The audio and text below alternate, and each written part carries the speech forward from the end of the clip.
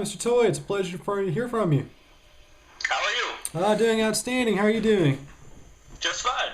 Ah, all right. Well, just to begin, I always like to let my interviewees just kind of describe who they are. So, for those who are unfamiliar with your work, what's basically your milieu? Well, I guess I'm kind of considered expert on game fixing in sports, and probably one of the few people in America who even address the topic. And my research has led me to write three books, kind of loosely based on the subject. One called "The Fix Is In," one called "Larceny Games," and the newest one, which is called "The Season in the Abyss." Okay, and Season of the Best came out late last year, correct? Yes, it came out September 2015. Okay, now this one is very interesting. It's a little bit different from your first two books in the fact that it covers the topic of gambling, not so much game fixing. So, what's the general overview of what Season of the Abyss is about, and what are some of the key findings you reveal? Well, with Season of the Abyss, what I tried to do was basically take an entire season of NFL football and do what the league says it doesn't want me or any of its fans to do, and that is gamble upon the sport. So I went out and I tried to gamble in every way, shape, or form I possibly could on the NFL, and that ranged, from fantasy football to the new, rage of daily fantasy football to betting in Las Vegas to betting with bookies to betting with offshore websites. And then the book kind of covers all those subjects, plus some that are untalked about in the gambling industry, such as addiction and game fixing, and even basically just the NFL's integrity when it comes to this subject now it relates to other matters within the NFL and some of the dealings it's had with, abuse and players being arrested and all that sort of thing. And what's the NFL's general stance on gambling on their games? Well, they don't want it. Mm-hmm. They fight, in court to keep sports gambling illegal, within the United States, of course, except for Nevada where it's legal. But they don't want it to spread. So they fought the state of New Jersey, who tried to legalize it. They fought other places as well, who tried to legalize it, Delaware and some other states. And so their claim basically is that if fans are allowed to gamble legally on the sport, it will turn fans from fans into gamblers. And yet, at the same time, one of the reasons the NFL's ratings are so high and one of the reasons people are so interested in the sport, I believe, is because they're gambling on it. And if it's not betting with a bookie, it's with daily fantasy leagues or it's office pools or what have you. The reason they're watching and watching to the end of every game is basically because they have a monetary interest and stake into what happens. And what are some of the things the NFL is actively doing to kind of clamp down on gambling initiatives and proposals legislatively? Well, they don't have to do anything anymore. There's a law that was enacted in 1992 or 94, I can't remember now off the top of my head, called the Professional and Amateur Sports Protection Act. And that law basically forbade any state from legalizing sports gambling, to have state-sponsored gambling on any sports, be it NFL, NBA, college sports, what have you. And within that law, it basically deputized the NFL and the other sports leagues and allows them to go after any state which tries to legalize it. So when the state of New Jersey tried to legalize sports gambling, the NFL and the other leagues lined up and they sued the league and they won. And the case went all the way almost to the Supreme Court. But the problem is, for the states, is that every time somebody's tried to challenge PASPA, they've lost.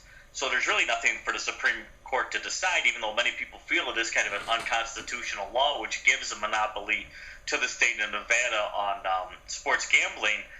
The fact of the matter is it's never lost in court. PASPA always holds up to any legal scrutiny. So that's all the league has to do, and all it does is continually say, hey, look, if you legalize it, it's going to affect our integrity, and our integrity is what we sell, and that's how we make a profit, so therefore you can't legalize it. Yeah, but as you mentioned in the book, obviously integrity is not the key initiative of the NFL.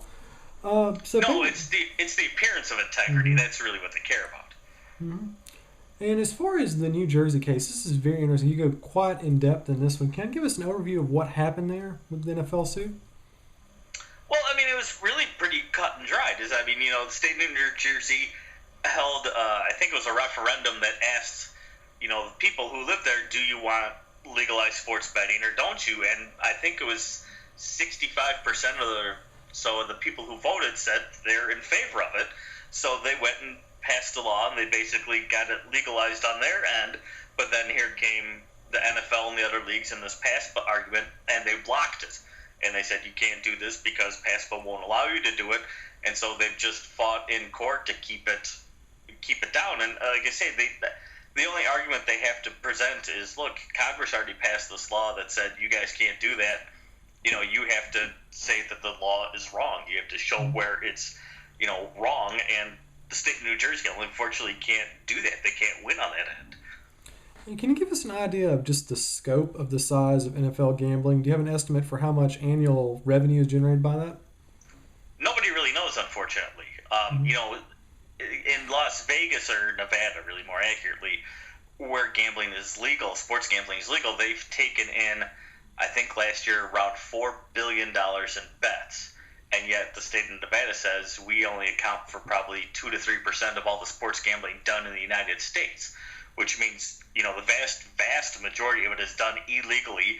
It's unmonitored, it's unregulated, it's mostly in organized crimes control.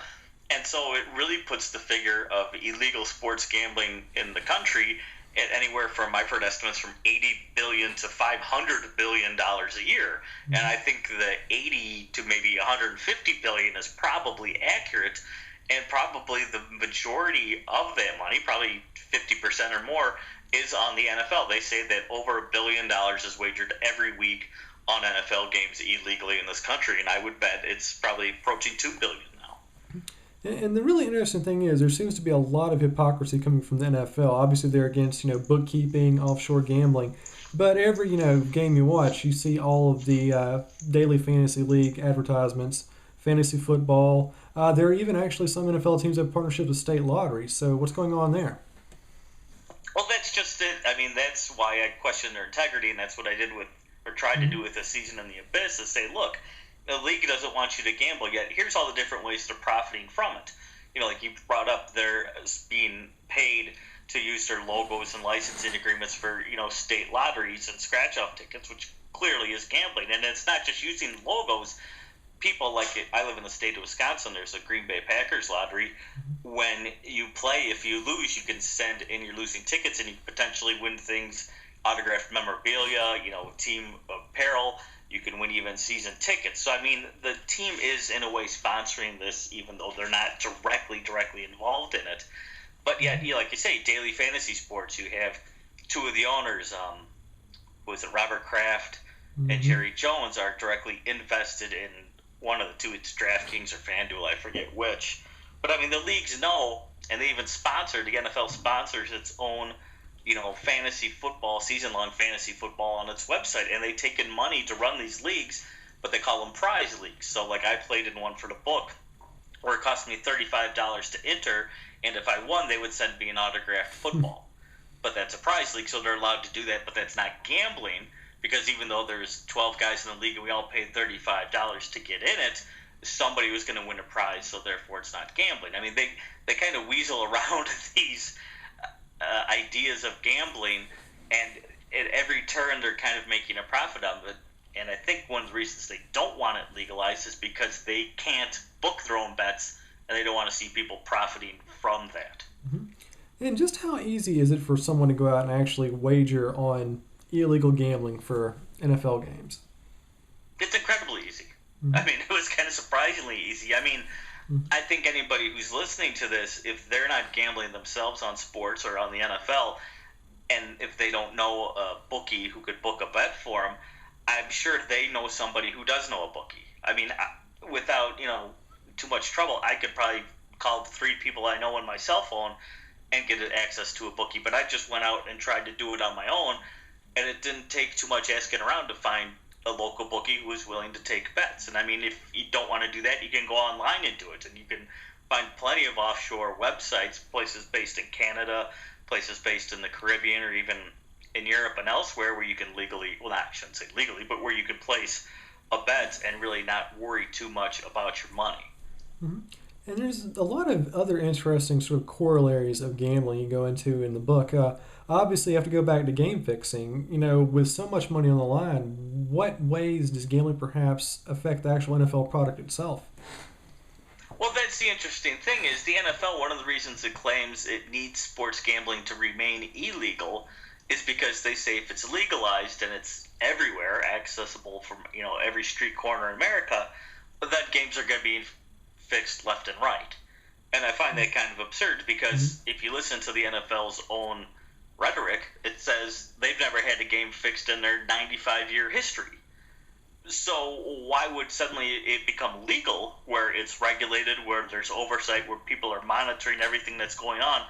Why would that legalization suddenly lead to games being fixed when you've gone almost 100 years without it supposedly ever happening?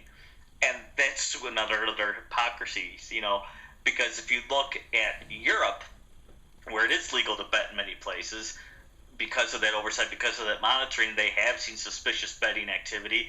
They have flagged it, they've investigated it, and it's led to arrests and convictions in tennis and soccer and rugby and cricket and other sports around the world. So we know game fixing is definitely going on, and the reason we can spot it is because of this oversight. Well, because it's still illegal in the United States, there is none of this oversight except in Nevada. So I don't understand where if 95% or more of the sports gambling being done in this country isn't being monitored by anybody.